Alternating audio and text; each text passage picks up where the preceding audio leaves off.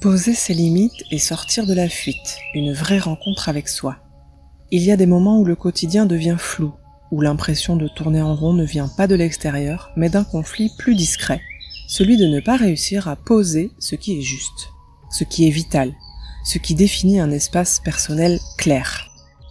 Parler de limites n'est pas évoquer une idée abstraite, c'est parler d'un ressenti très concret, un coussin qu'on ne veut pas partager, un morceau de poulet qu'on espérait garder, un silence qu'on aurait aimé prolonger. Ces signaux sont là, subtils, mais puissants. Ils parlent de territoire, de ressources, d'équilibre. Tant que ces limites ne sont pas reconnues, le système intérieur compense, par la fuite souvent. Une fuite douce qui dit « ce n'est pas grave », alors qu'en réalité, ça l'est. Car ce qui est en jeu, ce n'est pas le coussin, c'est la capacité à se respecter. Durant l'enfance, le cadre est posé par les parents, il est structurant, sécurisant. Et puis, à un moment, il faut le reprendre, le redéfinir soi-même. Mais lorsque ce passage n'a pas eu lieu consciemment, un trouble s'installe. L'adulte attend inconsciemment qu'un autre vienne poser les règles, ou les tests sans fin, et l'équilibre se perd.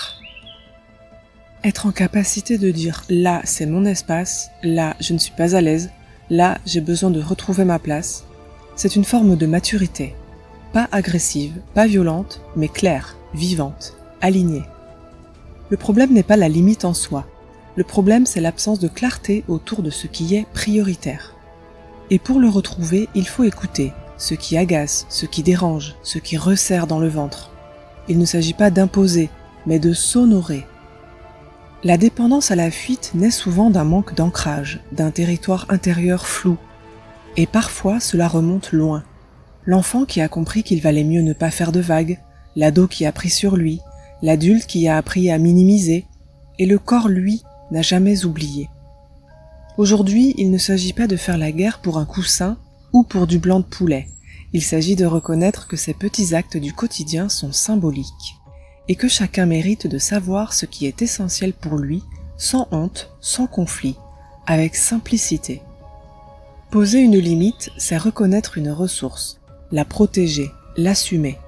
Et à partir de là, la relation aux autres devient plus saine, plus vraie, plus fluide, parce qu'il n'y a plus besoin de se cacher, parce qu'il n'y a plus de double jeu.